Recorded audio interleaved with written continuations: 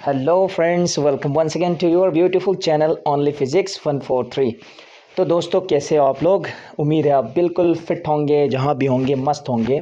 तो दोस्तों, आज मैं लेकर आया हूँ आपके सामने एक बहुत ही इंटरेस्टिंग और मज़ेदार वीडियो कैपेसिटर्स के ऊपर। दोस्तों, आपको पता है कैपेसिटर्स क्या चीज़ है? कैपेसिटर आपको पता है कि दोस्तों ऐसा डिवाइस जो चार्जेस को स्टोर करे कैपेसिटर कहलाता है।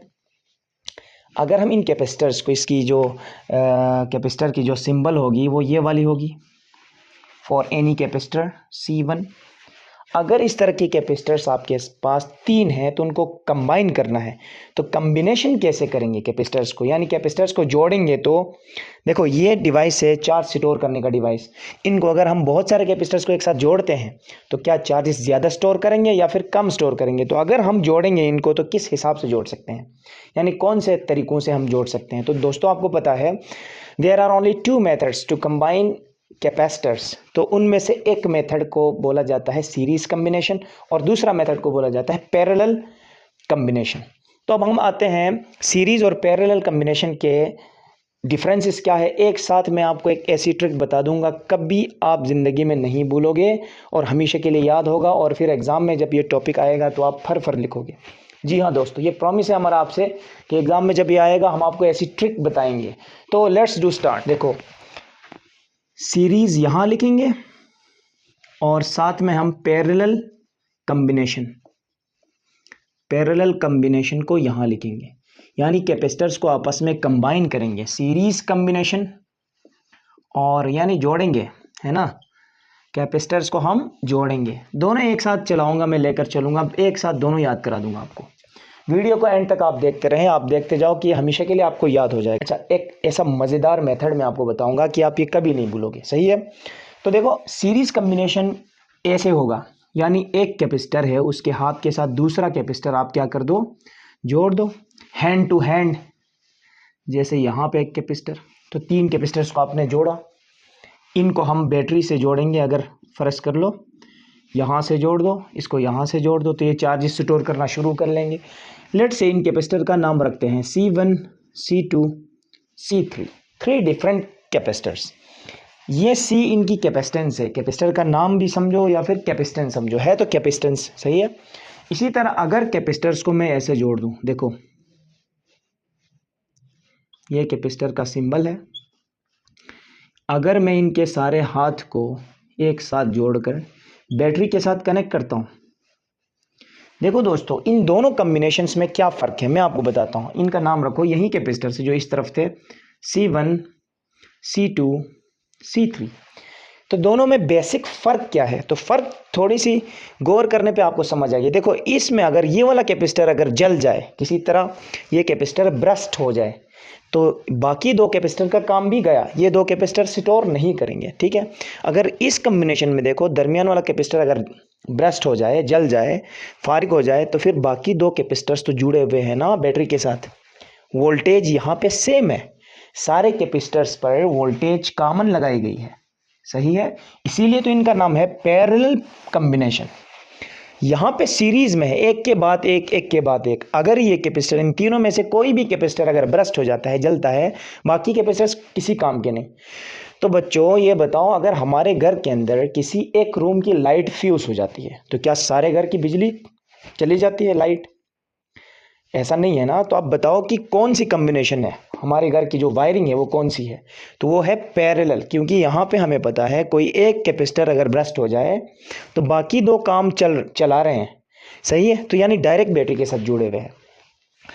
तो इनकी कैलकुलेशन थोड़ी सी हम शुरू करते हैं। लेट से मैं इस बैटरी को फ़िलहाल के लिए मिटा देता हूँ, सही है, ताकि यहाँ हमें स्पेस बचे। तो हम क्या करें, जो है वो कैलकुलेशन कर ले। ये बैटरी का सिंबल है, एक बड़ा और एक छोटा, बैटरी यहाँ पे जोड़ी आपने, ठीक। दिस इज योर वोल्टेज, और यहाँ पे भी हमने वोल्टेज जोड़ दी, दिस इज वोल्टेज। बाकी कैपेसिटर्स है। देखो, हमें पता है एक फेमस इक्वेशन है कैपेसिटर्स की, जो कि है Q is equal to CV, C times V, charges is directly proportional to voltage. ये फेमस इक्वेशन है किसी भी कैपेसिटर की equation. Charges stored in capacitor is equal to capacitance times voltage. Voltage ज़्यादा है, चार्जेस ज़्यादा स्टोर होंगे, capacitance ज़्यादा है, चार्जेस ज़्यादा स्टोर होंगे, इस तरह। इसी इक्वेशन को हम यूज़ करेंगे। दोस्तों ट्रिक क्या है जो मैं आपको बताने वाला हूँ, वो ट्रिक क्या है, देखो आपने एक लॉजिक लगानी है, देखना है दोनों सर्किट्स में। तो ये सर्किट इजी है, इसमें आप देखो तो वोल्टेज तीनों में सेम है, यानी इसमें भी डायरेक्ट 12 वोल्ट कनेक्टेड है, यहीं 12 वोल्ट ऊपर जाके इसमें भी कनेक्टेड है।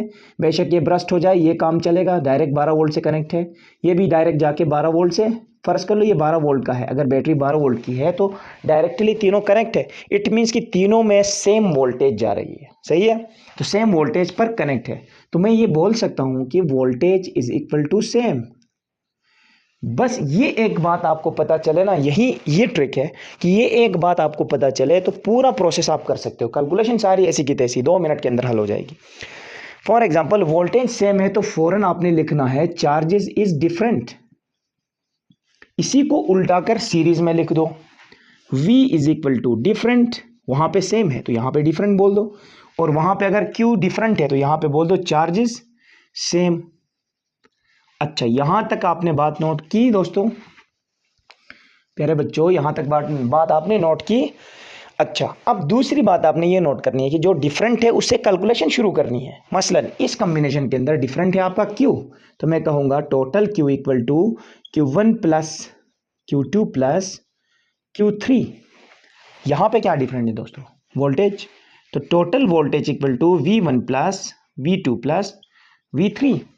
देखो यहां पे मैं Q equal to Q1 Q2 Q3 नहीं कहूंगा, क्योंकि यहां पे वोल्टेज डिफरेंट है, चार्जेस सेम है, सारे कैपेसिटर्स के अंदर चार्जेस सेम है, सही है। तो वोल्टेज डिफरेंट है।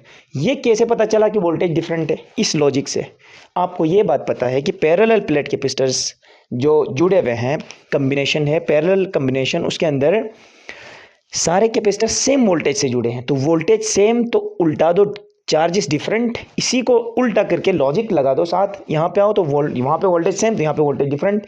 बस आपको ये बात पता हो कि voltage same in parallel combination of capacitors, सही है। अब तो इजी है, नीचे हलवा है, हलवा भी बहुत ही इजी है। क्यों, देखो इसी इक्वेशन को यहाँ पे यूज कर दो, देखो Q की जगह पे पुटिंग वैल्यूज कर दो, पुटिंग वैल्यूज कर दो, इसकी वैल्यू पुट कर दो, इसकी वैल्यू पुट कर दो, इसकी वैल्यू पुट कर दो और इसकी वैल्यू पुट कर दो, बात खत्म। आपके पास इक्वेशन आ जाएगी इक्विवेलेंट कैपेसिटेंस की, यानी इस पूरे सर्किट की कितनी कैपेसिटेंस है, यानी पूरा सर्किट कितने चार्जेस स्टोर करेगा, ये वाला सर्किट कितने चार्जेस स्टोर करेगा। तो देखो Q के अंदर पुट कर लो Q की वैल्यू CV, इसी Q की वैल्यू को आप बना दो Q1, इसी को बना दो Q2, इसी को बना दो Q3। जब 1 बना रहे हो तो C1 V1, 2 बना रहे हो C2 V2, 3 बना रहे हो C3 V3, इसी से, सही है। तो Q की जगह पे फिर से CV पुट करेंगे हम, Q है CV, ये Q1 है, सही है। Q2 में भी CV, Q3 में भी CV, 1 है तो 1 1 लगा दो, 2 है तो 2 2 लगा दो, 3 है तो 3 3 लगा दो। आपको पता है वोल्टेज सेम है तो हम V1 V2 V3 नहीं करेंगे, साथ साथ V लिख देंगे। क्यों, क्योंकि वोल्टेज सेम है। V1 V2 V3 तब करेंगे ना कि जब डिफरेंट हो। तो जब अब हम करेंगे आगे तो V को कॉमन निकाल दो, इसको हम फिलहाल के लिए मिटा देंगे। देखो ट्रिक यहां से शुरू है, V को कॉमन बाहर निकाल दो, आगे है C1, आगे है C2, आगे है C3, V को कॉमन कर दो, काट दो दोनों तरफ V, तो C is equal to C1 plus C2 plus C3 is your required equation. इसी C को बोलते हैं total capacitance, equivalent capacitance of this circuit. खत्म बात। अब यहां पे आ जाओ, देखो यहां तो आपने पुट की थी Q की वैल्यू, यहां पे किस चीज की वैल्यू पुट करोगे, यहां पे पुट करोगे V की वैल्यू, V1 V2 V3 की वैल्यू पुट करोगे। तो हम करेंगे 1 बाय 1। तो ये V की वैल्यू कहां से मिलेगी, तो इसी इक्वेशन से मिलेगी भाई, V की वैल्यू इसी इक्वेशन से मिलेगी। कैसे, C को इस तरफ भेज दो, Q डिवाइडेड बाय C इधर आ गया, डिवाइड में आ गया, इक्वल टू V, इसी इक्वेशन को यूज करेंगे इधर। तो जब V equal to Q over C है, V की जगह पे पुटिंग वैल्यूज कर दो, Q over C, Q over C, Q over C, Q over C, 1 है तो 1 1 लगा दो, 2 है तो 2 2 लगा दो, 3 है तो 3 3 लगा दो। आई बात समझ। अच्छा हमने यहां पे कहा है Q सेम, अगर Q सेम है तो हम Q1 Q2 Q3 क्यों लिखेंगे भाई, आई समझ। कोई Q1 Q2 Q3 नहीं होगा, क्योंकि Q सेम स्टोर हो रहा है। ये कैसे पता चला बात, इसी लॉजिक से, V सेम से Q different, V different Q same, logic लगा दिया, सही है, उल्टा लॉजिक। सब में से Q divided by C is equal to, सब में से Q बाहर निकाल दो। देखो 1/C1 प्लस ये बाहर गया, यहाँ पे आया 1/C2 प्लस ये बाहर गया, यहाँ पे आया 1/C3। दोस्तों Q से Q हट गया, यहाँ पे बचा 1/C यहाँ पे बचा इज इक्वल टू, यहाँ पे बचा 1/C1 1/C2 1/C3। खत्म बात, रिक्वायर्ड इक्वेशन मिल गई। यही तो थी आपकी टोटल इक्विवेलेंट कैपेसिटेंस की इक्वेशन। तो दोस्तों आज का लेक्चर यहाँ तक था। कैसा लगा आपको? उम्मीद है मज़ा आया होगा आपको। ये थी लॉजिक।